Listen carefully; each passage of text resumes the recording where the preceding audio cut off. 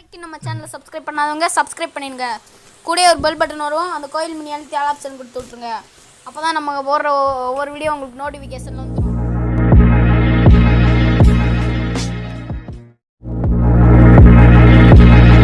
வரைக்கும் நம்ம சேனலை சப்ஸ்கிரைப் பண்ணாதவங்க சப்ஸ்கிரைப் பண்ணிடுங்க. கூடவே ஒரு பெல் பட்டன் வரும், அந்த கோயில் மணி அழுத்தி ஆல் ஆப்ஷன் கொடுத்து விட்ருங்க. அப்போ தான் நம்ம போடுற ஒவ்வொரு வீடியோ உங்களுக்கு நோட்டிஃபிகேஷனில் வந்துடும்.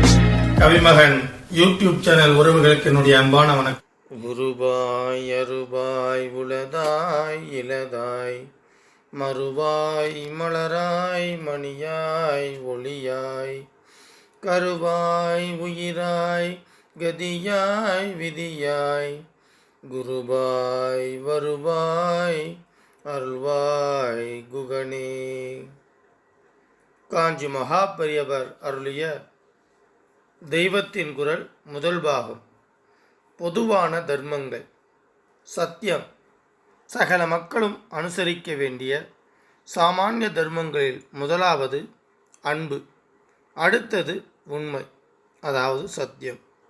சத்தியம் என்றால் வாக்கும் மனசும் ஒன்றாக இருப்பதுதான். மனசில் ஒன்றும் வாக்கில் வேறொன்றுமாக இருந்தால் அதுவே அசத்தியம் என்று பெரியவர்கள் லட்சணம் சொல்லியிருக்கிறார்கள். வாங் மனஷயோ சஹரோபியாம் சத்தியம். மனத்தில் உள்ளதை வெளியிட்டு சொல்வதற்கென்றே பகவான் மனிதனுக்கு பேசும் சக்தியை தந்திருக்கிறார். மனத்தில் ஒன்றும் வாக்கில் வேறொன்றுமாக நாம் நடந்து கொண்டோமே ஆனால் அடுத்த ஜென்மத்தில் நமக்கு கொடுத்த பேச்சு சக்தியை பறித்து கொண்டு விடுவார். அதாவது மிருக ஜென்மத்தையே நமக்கு தருவார். பூரண அகிம்சைக்கு நமது சாஸ்திரத்திலேயே சில விளக்குகள் இருக்கின்றன.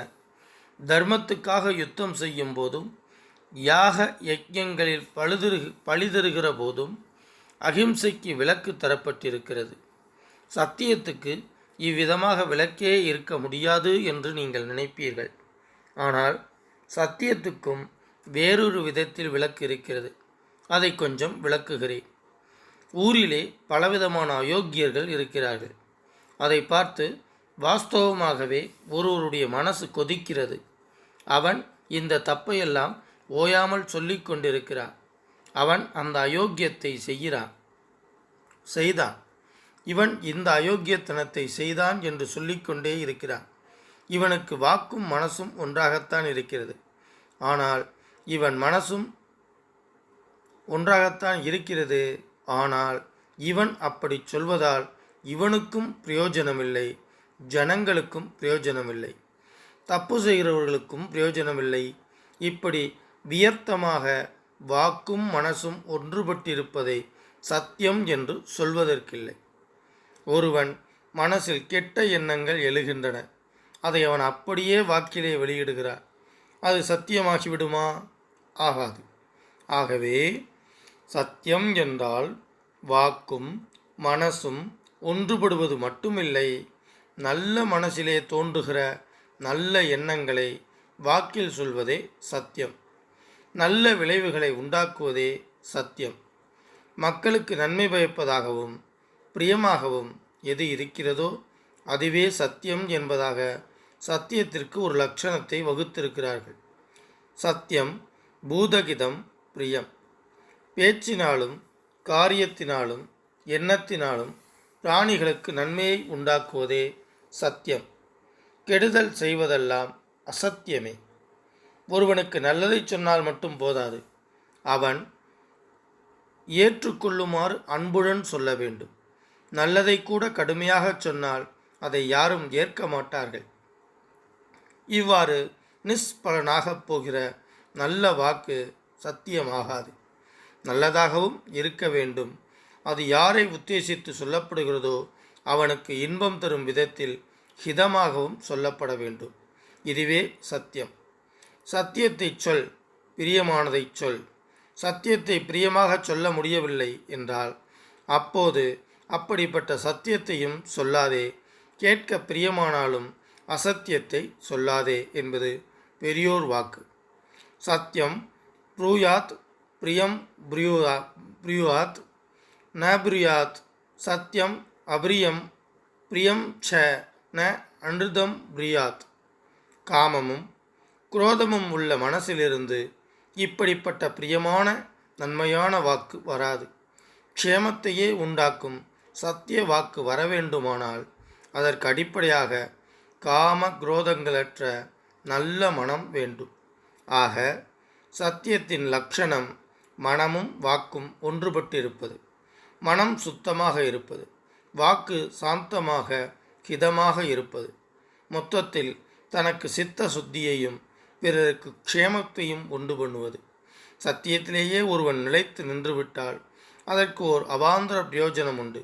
அதாவது அந்த சத்திய சந்தன் உத்தேசிக்காமலே ஒரு பிரயோஜனம் சித்திக்கும். அது என்னவெனில், ஒருவன் சத்தியமே பேசி பழகிவிட்டால் கடைசியில் அவன் எது சொன்னாலும் அது சத்தியமாகிவிடும்.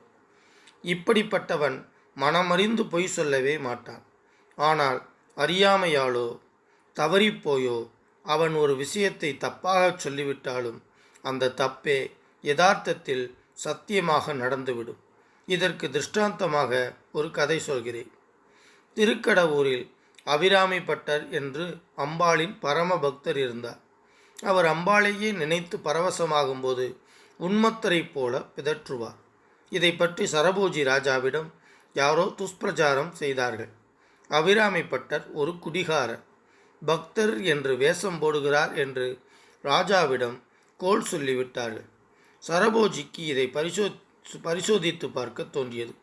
ஒரு நாள் சரபோஜி திருக்கடவூரில் அம்பாளை தரிசிக்க வரும்போது அங்கே தன் வசம் இழந்திருந்த பட்டரிடம் இன்றைக்கு என்ன திதி என்று கேட்டான்.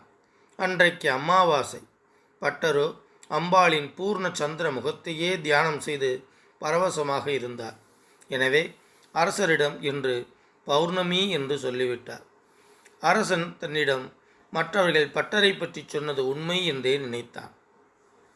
பட்டரிடம் கேலியாக, அப்படியா, சந்திரன் உதயமாகிவிட்டானா என்று ஆகாயத்தை பார்ப்போம் என்று தலையை தூக்கினான். அப்போது வாஸ்தவமாகவே ஆகாயத்தில் பூர்ணச்சந்திரன் வந்து நின்றது. அபிராமி பட்டர் சத்தியத்திலேயே ஊறியிருந்ததால் தவறிப்போய் அவர் அசத்தியத்தை சொன்னபோது அம்பாளே தன் தாடங்கத்தை கலற்றி ஆகாயத்தில் வீசி பூர்ணச்சந்திரனாக ஜொலிக்கச் செய்தார். மகான்கள் செய்கிற ஆசீர்வாதம், அவர்கள் கொடுக்கிற சாபம் எல்லாம் அப்படியே பழித்து விடுவதற்கு காரணம் அவருடைய சத்தியத்தின் சக்திதான். அவர்கள் எது சொன்னாலும் நடந்துவிடும். இது சத்தியமாக இருப்பதின் அவாந்தர பிரயோஜனம். ஆனால் தான் சொல்வதெல்லாம் நடக்க வேண்டும் என்று ஆசை கொண்டு அதன் பொருட்டாக ஒருவரும் சத்தியத்தை அனுஷ்டிக்கக்கூடாது. உத்தேசம் இல்லாவிட்டால்தான் இந்த சக்தி தானாக வருமே ஒழிய, உத்தேசித்து விட்டால் அப்புறம் அது அவாந்தரமே இல்லை. கர்ப்பமாக நாம் தாயாரிடம் வைக்கப்படுவதிலிருந்து கடைசியில் தகனமாகிற வரையில் நம்மை சுத்தப்படுத்த சாஸ்திரங்களில் 40 சம்ஸ்காரங்கள் சொல்லியிருக்கிறது. அவற்றோடு அகிம்சை, சத்தியம், அஸ்தேயம், சௌச்சம், இந்திரிய நிகிரகம் இவையும் நம்மால் அனுஷ்டிக்கப்பட்டால் நம் அழுக்குகள் எல்லாம் போய் நாம் உண்மையில் யார், சுவாமி என்பவர் யார், பரம சத்தியம் என்பது என்ன என்பதை எல்லாம் அறிகிற பக்குவம் உண்டாகும். பிறர் பொருள் மீது ஆசைப்படாமல் இருப்பதே அஸ்தேயம். சௌச்சம் என்பது சுச்சி என்பதிலிருந்து வந்தது. சுச்சி என்றால் சுத்தம். வெளியே சுத்தமாக தூய்மையாக ஆச்சாரமாக இருந்தால் அதுவே உள் தூய்மைக்கு உபகாரம் செய்யும். நீராடுவது மற்ற மடி ஆச்சாரங்கள் சௌச்சத்தின் கீழ் வரும். இந்திரிய நிகிரகம் என்பது ரொம்பவும் முக்கியம். சரீர சந்தோஷத்துக்காக எதை வேண்டுமானாலும் செய்வது, எதை வேண்டுமானாலும் பார்ப்பது, எதை வேண்டுமானாலும் கேட்பது, எதை வேண்டுமானாலும் தின்னுவது, எதை வேண்டுமானாலும் பேசுவது என்றில்லாமல் இவற்றையெல்லாம் கட்டுப்பாட்டின் கீழ் கொண்டு வருவது இந்திரிய நிகிரகம், புலனடக்கம். அதாவது யாராக இருந்தாலும் ஆசையை குறைத்து கொள்ள வேண்டும். ஆசை போகாமல் எந்த ஆத்ம சம்பத்தும் உண்டாகாது. இங்கே சொன்னதெல்லாம் சகல ஜனங்களுக்குமான சாமானிய தர்மங்கள். மூர்த்தியெல்லாம் வாழி எங்கள் மோன குருவாளி, அருள் வார்த்தை என்றும் வாழி, அன்பர் வாழி பராபரமே. ஓம் சாந்தி சாந்தி சாந்தி. ஹரி ஓம். ஸ்ரீ குருப்யோ நமஹ. ஹரி மாதிரி ஓம். 8 திக்குகளிலும் இந்த தமிழை கொண்டு சேர்க்க வேண்டும் அப்படின்னா நீங்க சப்ஸ்கிரைப் பண்ணணும், லைக் பண்ணணும், கமெண்ட்ஸ் பண்ணணும். நன்றி, வணக்கம். வரைக்கும் நம்ம சேனலை சப்ஸ்கிரைப் பண்ணாதவங்க சப்ஸ்கிரைப் பண்ணிடுங்க. கூடயே ஒரு பெல் பட்டன் வரும், அந்த கோயில் மினி அழுத்தி ஆல் ஆப்ஷன் கொடுத்து விட்ருங்க. அப்போ தான் நம்ம போடுற ஒவ்வொரு வீடியோ உங்களுக்கு நோட்டிஃபிகேஷனில் வந்துடும்.